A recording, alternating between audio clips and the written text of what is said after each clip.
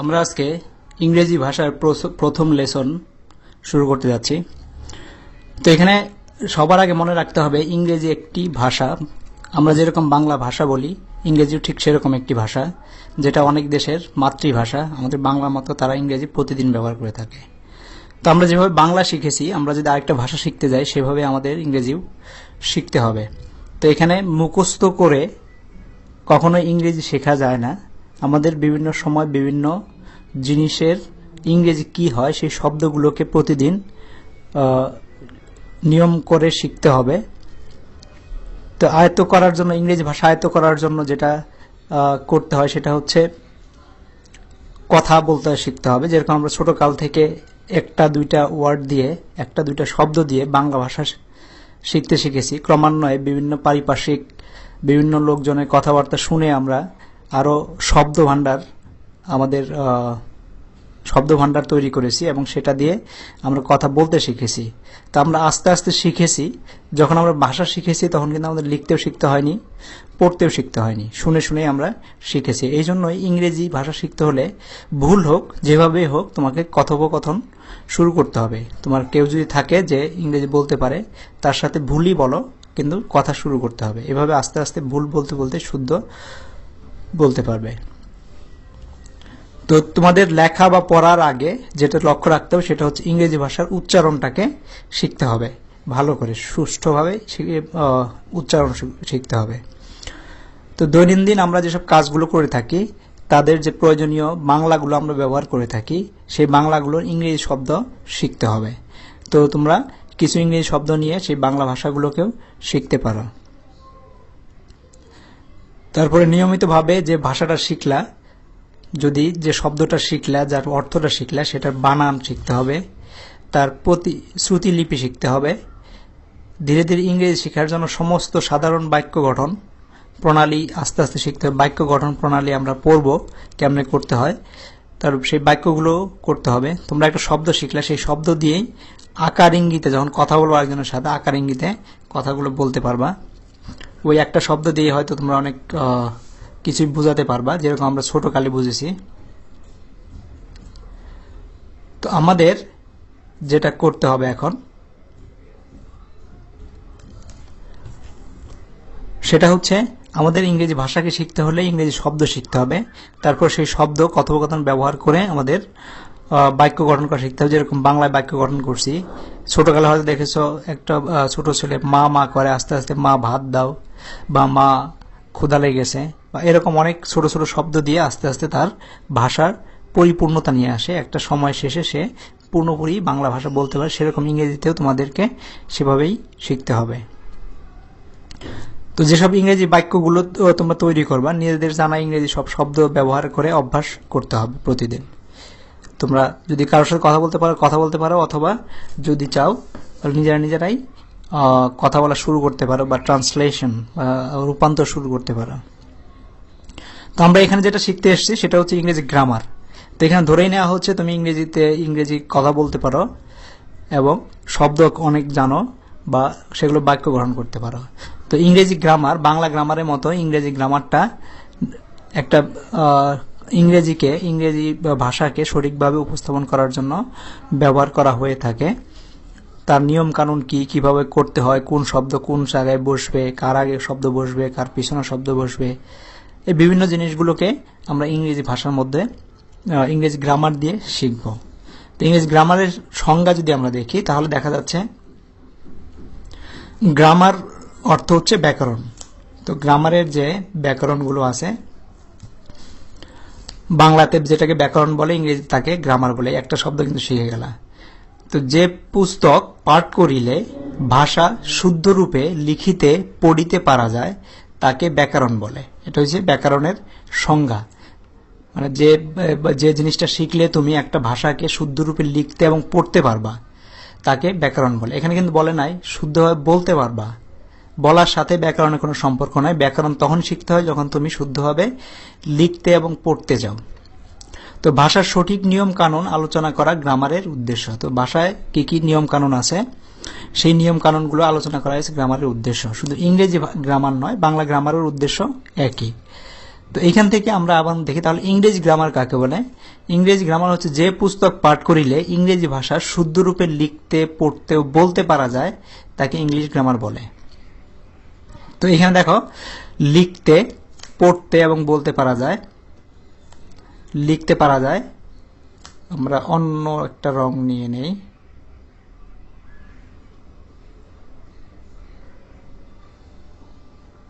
একটা রং নিয়ে নিলাম।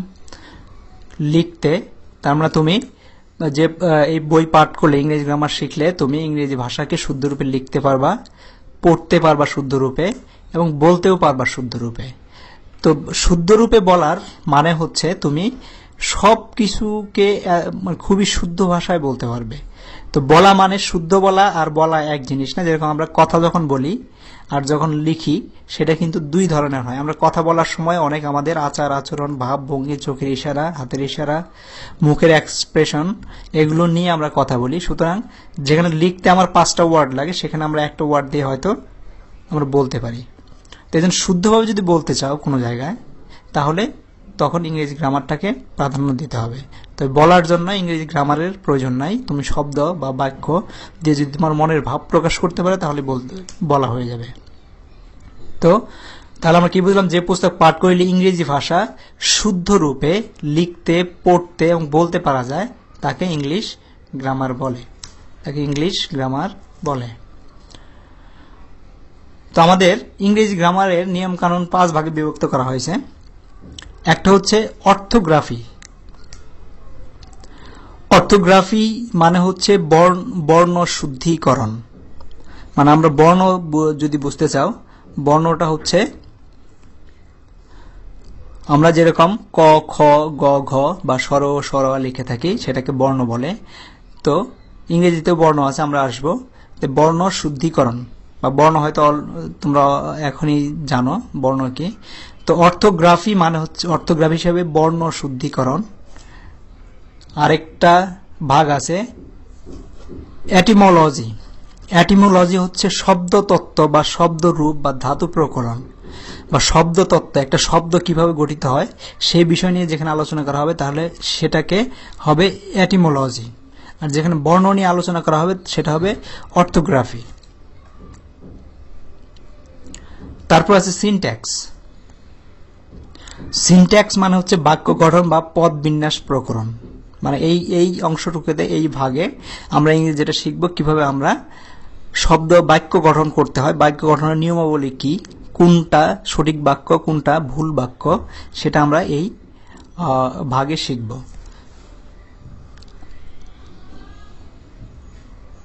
আরেকটা ভাগ আছে পাংচুয়েশন।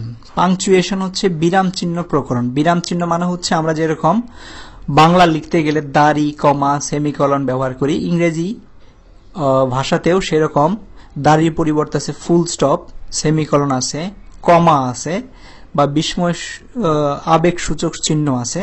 সেগুলোকে আমরা বলি পাংচুয়েশন। পাংচুয়েশন কখন কিভাবে ব্যবহার করব সেটা যেমন পাংচুয়েশন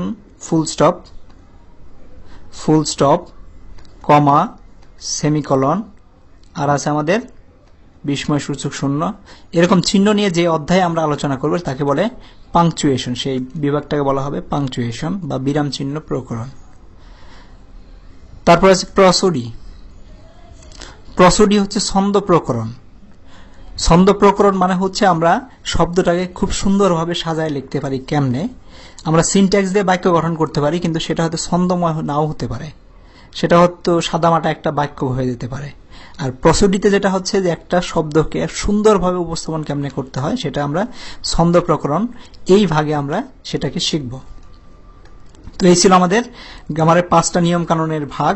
সেটা হচ্ছে অর্থোগ্রাফি, যেটা হচ্ছে বর্ণ শুদ্ধিকরণ, এটিমোলজি শব্দতত্ত্ব বা শব্দরূপ বা ধাতু প্রকরণ, সিনট্যাক্স বাক্য গঠন বা পদবিন্যাস বা পাংচুয়েশন বিরাম চিহ্ন প্রকরণ, প্রসোডি যেখানে ছন্দ প্রকরণ।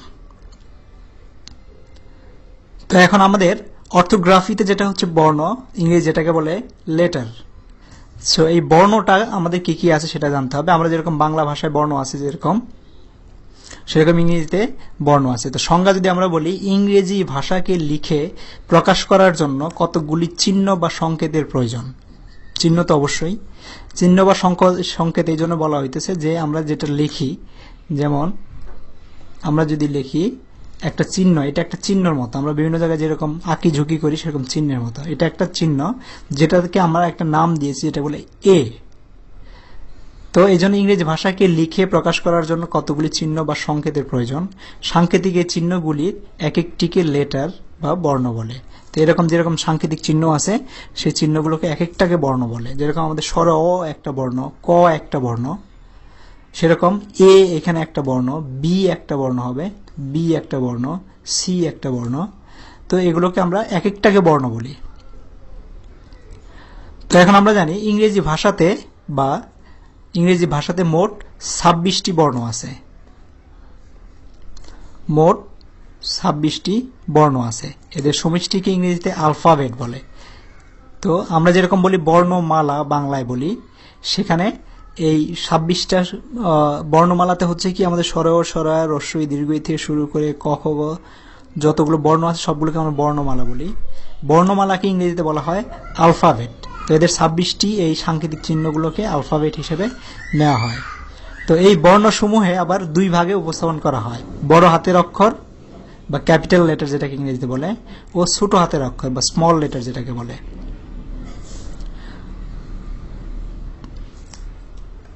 তো আমরা ক্যাপিটাল লেটার যেটা হচ্ছে, তোমরা অলরেডি হয়তো জানো, এ বি সি ডি এইরকম সাংকেতিক চিহ্নগুলোকে ক্যাপিটাল লেটার বলে।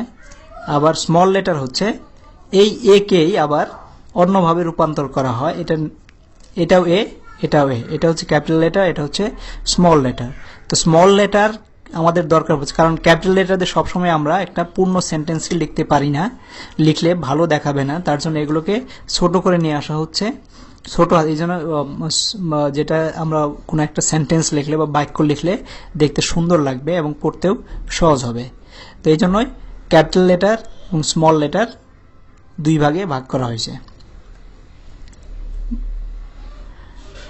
তো এখন আমাদের যেরকম বাংলা ভাষাতে কোনো কিছু লিখতে হলে আমরা লিখি, যেমন লিখেছি ইংরেজি, এখানে হচ্ছে রস্বই উনেশ্বর রয় একার বর্গের জয় রস্বইকার। কিন্তু ইংরেজি ভাষাতে তোমার এরকম একার ইকার লেখা হয় না। তো এর পরিবর্তে এগুলোকে আমরা কি বলি, আমরা বলি ভাওয়েল বা স্বরবর্ণ। যেরকম স্বরে অ স্বরে আর রস্বই দীর্ঘ, এগুলোকে আমাদের ভাষায় হচ্ছে স্বরবর্ণ। ইংরেজিতে 26টি যে বর্ণমালা আছে তার মধ্যে 5টা বর্ণমালাকে ভাওয়েল বলে, যে ভাওয়েলগুলো দিয়ে আমাদের আকার ইকার রস্বইকার দীর্ঘ ইকার এগুলোকে আমরা এই জিনিসগুলোর পরিবর্তে ব্যবহার হয়, পাশাপাশি বসে এগুলো ওইভাবে উচ্চারিত হয়। তো সেই 5টা বর্ণ হলো কি, এ ই আই ও ইউ। এই 5টা বর্ণ নিয়ে আমাদের ইংরেজিতে স্বরবর্ণ বা ভাওয়েল, স্বরবর্ণ ইংরেজিতে বলে ভাওয়েল, ও বাকি 21টিকে কনসোনেন্ট বা ব্যঞ্জন বর্ণ বলে। এই 5টা বাদ দেওয়ার যে আর বাকি যে 21টা আছে তাদেরকে কনসোনেন্ট বা ব্যঞ্জন বর্ণ বলে থাকে।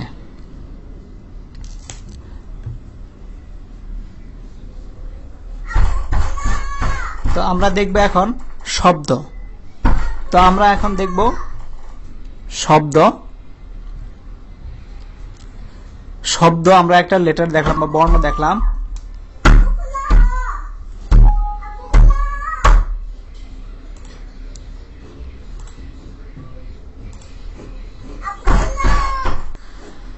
শব্দতে যে কাজটা আমাদের করতে হবে সেটা হলো ওয়ার্ড।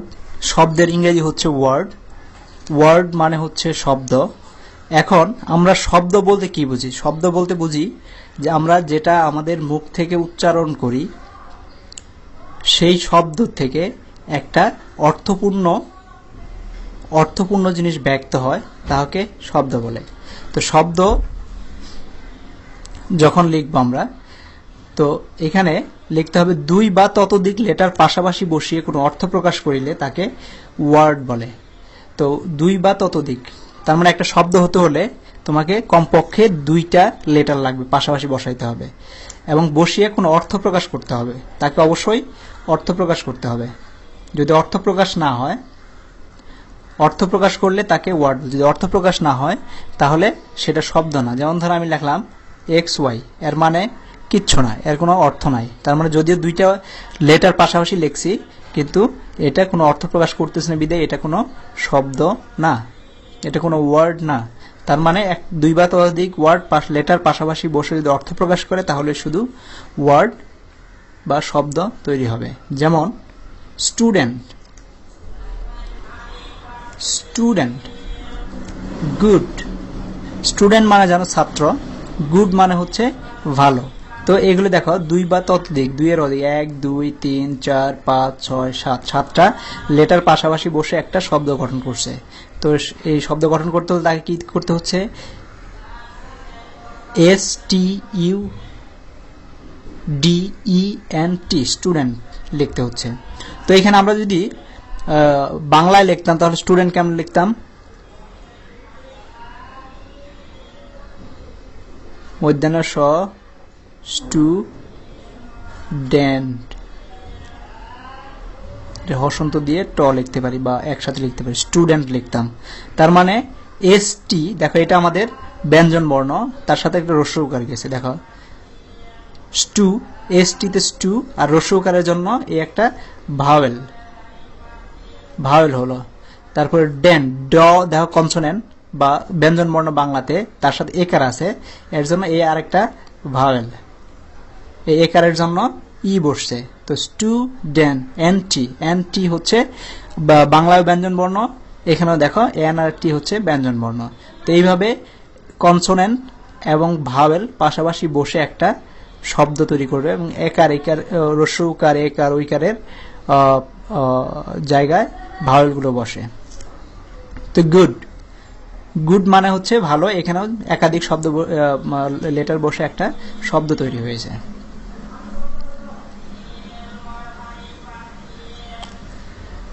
তো এখন আমরা দেখব সিলেবল, সিলেবল বা শব্দাংশ।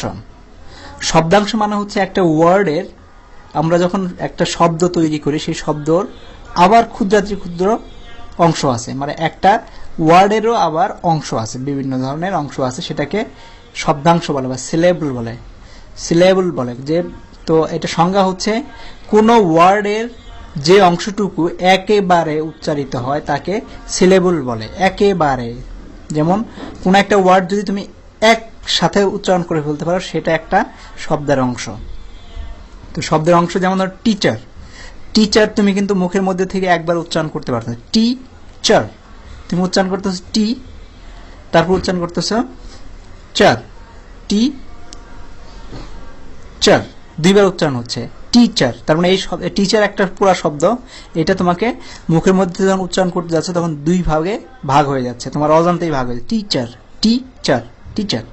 Brother, brother, brother, brother, brother, দেখো তুমি যখন কথা বলতে যাচ্ছ তার মাঝখান থেকে একটা ভেঙে যাচ্ছে, তুমি একসাথে পারতেছ না, ব্রা, ব্রা যেরকম একসাথে, ব্রাদার, ব্রাদার, তোমার কণ্ঠটা একটু উপর নিচ হচ্ছে বা একটু চেঞ্জ হয়ে যাচ্ছে পরের অংশটুকু করার জন্য। তো এই অংশটুকু যেরকম এই অংশটুকু উচ্চারণ করতে ব্রাদার, এটা আমাদের শব্দ উচ্চারণ করার জন্য, উচ্চারণ শেখার জন্য খুবই জরুরি। ব্রাদার, ব্রাদার, দুইটা অংশ, দুইটা অংশ শব্দাংশ আমরা পেয়ে গেছি, একটা শব্দের মধ্যে দুইটা অংশ পেয়ে যাচ্ছি।